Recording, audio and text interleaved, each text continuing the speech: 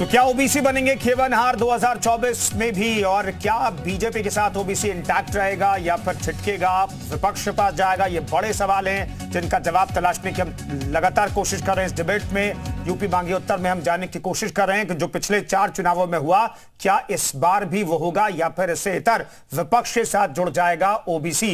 ये बड़ा सवाल है। लेकिन आलोक वर्मा साहब, इस सवाल का जवाब आप दे रहे हैं कि भाई ओबीसी और तमाम वर्गों के लिए आप लोगों ने काम किया है, तो ओबीसी का वोट प्रतिशत जो सबसे ज्यादा आपको मिलता रहा पिछले 4 चुनावों में, इस बार भी वही स्थिति रहेगी। लेकिन विपक्ष दावा कर रहा है कि इस बार अक्रॉस द लाइन जाकर के ओबीसी समाज के लोग जो हैं वो विपक्ष के साथ जाएगा। 90 के दशक एक फिल्म आई थी, शायद नाम उसका प्रतिघात था, उसमें गाना था, हमरे बलमा बेईमान हमें समझाने आए हैं, हमें समझाने आए हैं, वोट हथियाने आए हैं। तो जब भी इलेक्शन होता है, जब भी चुनाव होता है, चाहे विधानसभा का चुनाव हो, चाहे लोकसभा का चुनाव हो, जो विरोधी पार्टियां हैं उसी तरीके के गठबंधन बना करके सामने आती हैं। लेकिन नतीजा क्या निकलता है आप भी अच्छी तरीके से जानते हैं। एक बार फिर से INDIA नाम से इंडिया को बरगलाने लोग निकले हैं। तो आपको क्या लगता है कि इंडिया जो है इतना नासमझ है? आज भारतीय जो जनता है, भारतीय वोटर है, वो अच्छी तरीके से जानते हैं कि उनकी भलाई किसके साथ जाने में है। शायद इसीलिए हम पूरी तरीके से कॉन्फिडेंस में हैं कि 2024 में एक बार फिर से माननीय नरेंद्र मोदी जी भारत के प्रधानमंत्री बनने वाले हैं। विरोधी खेमे में लोग हैं कौन? समाजवादी पार्टी का डर क्या है? उसका डर ED CBI है। पश्चिम बंगाल में ममता बनर्जी का डर क्या है? उनके भतीजे के ऊपर शिकंजा कसा है, इसलिए वो डरे हुए हैं, सहमे हुए हैं।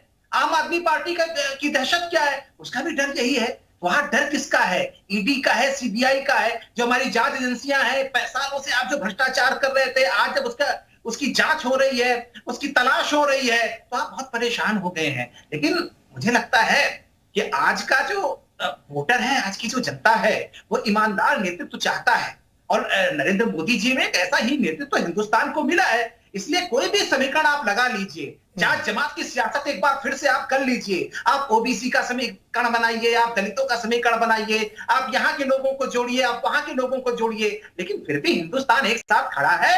एक बार फिर से भारतीय जनता पार्टी के साथ आपको खड़ा होता हुआ दिखाई पड़ेगा। 2024 का इलेक्शन आ जाने दीजिए, एक बार फिर से भारतीय जनता पार्टी बुलंद तरीके से जीत हासिल करने जा रही है। तारिक खान साहब, ओबीसी को जोड़ने के लिए आपकी रणनीति क्या दिखती है? मैं शायद नहीं देख पाया हूं, आप समझा पाए, क्योंकि कम से कम पश्चिमी उत्तर प्रदेश की बात करें या पूर्वांचल की बात करें, पश्चिमी उत्तर प्रदेश में तो कम है, पूर्वांचल में ज्यादा है ओबीसी आबादी। जो हाल ही में नगर निकाय चुनाव से पहले पिछड़ा आयोग की रिपोर्ट सामने आ गई थी, उसमें कहा गया 37% से ज्यादा जो है पिछड़ा वर्ग पूर्वांचल में रहता है। लेकिन पूर्वांचल के जो तमाम नेता हैं वो आपके खिलाफ हैं अब, और बीजेपी के साथ हैं, चाहे संजय निषाद हो, अनुप्रिया पटेल हो, या फिर अब OP राजभर, जिनके साथ आपने पूर्वांचल में बेहतर प्रदर्शन किया था 2022 में। कौन है आपके साथ? नहीं, OP राजभर को तो पब्लिक इनका जवाब देगी ही जब ये पब्लिक के पास जाएंगे, क्योंकि पब्लिक ने जो इनको मैंडेट वोट दिया था वो अगेंस्ट द बीजेपी दिया था। अब इन्होंने पाला बदला है तो अब वो इनको जवाब देगी बराबर EVM पे। मगर मैं ये कह रहा हूं कि इससे पहले जनगणना कब हुई थी? 92 साल पहले। जातिगत जनगणना 92 साल पहले हुई थी, 1931 में। उसी के आधार पर सब कुछ किया जा रहा है। हम पे ये आरोप लगाया जाता है कि हमने एक वर्ग विशेष को, यादवों को ज्यादा चीजें दे दी, ज्यादा वो दे दिया। हम कह रहे हैं कि इसको स्पष्ट कर लो, इसको क्लियर कर लो। वो नहीं कराएंगे। जातिगत जनगणना करा दीजिए, सब क्लियर हो जाएगा। आप बैकवर्डों के अधिकारों का हनन करना चाहते हैं, उसको लूटना चाहते हैं, उनको देना नहीं चाहते हैं। अब आते हैं पूर्वांचल। तारिक खान साहब, बैकवर्ड जो है ओबीसी का जो हक है वो क्या बहुत फॉरवर्ड को दिया जा रहा है? आप कह रहे हैं कि जो जनरल क्लास है उसे दिया जा रहा है, क्या आप ये कह रहे हैं? नहीं नहीं नहीं, उसके लिए इकोनॉमिक वीकर सेक्शन बना लिया गया है। जब मैं ये कह रहा हूं कि हमारी जो मांग है उस पे आपने संसद में कह दिया कि हम ये नहीं कराएंगे, हम ये नहीं कराएंगे। हम ये कह रहे हैं कि जो आखिरी पायदान पे आदमी खड़ा हुआ है वो SC है, OBC है, मगर उसकी आर्थिक और सामाजिक स्थिति क्या है इसका पता लगाने को जब हम कहते हैं उनका अधिकार देने के लिए, तो आप साफ मना कर देते हैं और आप छुप जाते हैं। हिंदू, मुसलमान और पाकिस्तान, 3 मुद्दे हैं आपके पास। हिंदू, मुसलमान और पाकिस्तान, इन्हीं सब के पीछे आप छुपकर अपने आप को बचा लेते हैं। अब ऐसा नहीं होगा, अब ऐसा नहीं होगा। हम मुद्दों को जनता के सामने लेकर आ रहे हैं कि बैकवर्ड का अधिकार जो आखिरी पटल पर इंसान खड़ा हुआ है उस तक नहीं पहुंच पा रहा है, क्योंकि लास्ट जातिगत जनगणना 1931 में हुई थी। ठीक है, 92 ईयर्स हो गए। जनेंद्र साहब, तो आप बता रहे हैं 56%, हम कह रहे हैं अगर ओबीसी ने ज्यादा ले लिया तो कम कर दीजिए।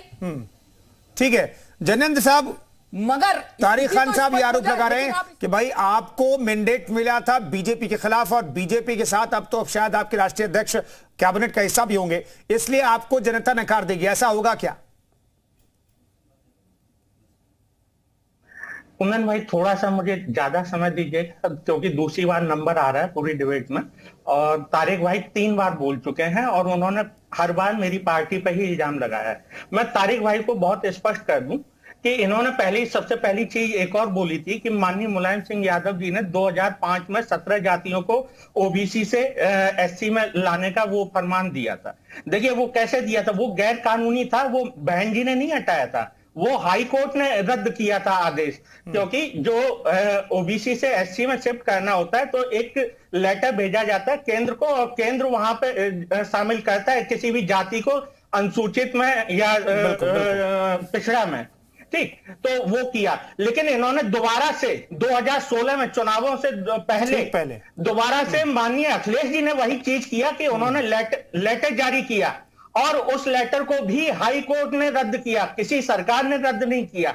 ये ऐसे आंखों में धूल झोंकते हैं। दूसरी चीज मैं चंद्रेश भाई की बता दूं कि ये कैसे जातिगत जनगणना के नाम पर धूल झोंकते आ रहे हैं। 2011 में जातिगत जनगणना तो नहीं, जातिगत सर्वे, क्योंकि जातिगत जनगणना तो केवल केंद्र सरकार करवा सकती है, उसे नाम दिया जाता है जो राज्य करवाता है जातिगत सर्वे। इन्होंने 2011 में राजस्थान में करवाया, 2014 में कर्नाटक में करवाया और पूरे देश में 2011 में हुआ, यानी 3 जनगणनाएं हुई जातिगत के नाम पे।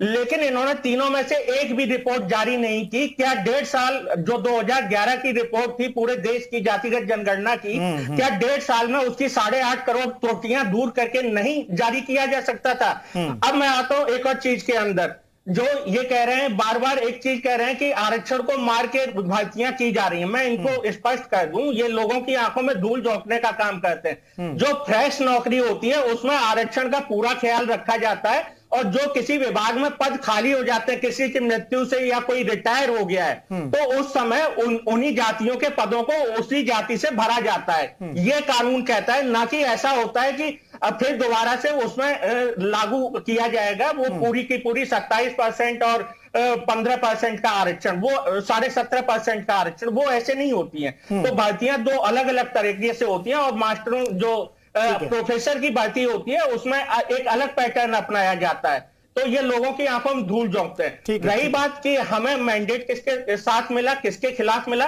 हम जनता के बीच में जाएंगे। माननीय ओम प्रकाश राजभर जी जब भाजपा के साथ बिल्कुल तो सभी बिल्कुल जनता तय करेंगे। तारिक खान साहब कुछ रिस्पॉन्ड करना चाहते हैं 10 सेकंड में। तारिक साहब बाकी लोग भी हैं, तारिक साहब जल्दी से। तो माननीय ओम प्रकाश राजभर जी को जब बिरयानी खाने एक सिंबॉलिक वे में परिवारवाद का सिंबॉलिक लेकर प्रधानमंत्री जी के पास गए थे बिरयानी खाने, तो कान में ये सब कहे आए थे कि समायोजन, अभी खुद ही कह रहे हैं कि जातियों का समायोजन केंद्र का अधिकार है, जनगणना केंद्र का अधिकार है। अरे भाई, तो कान में झूठ और झूठ।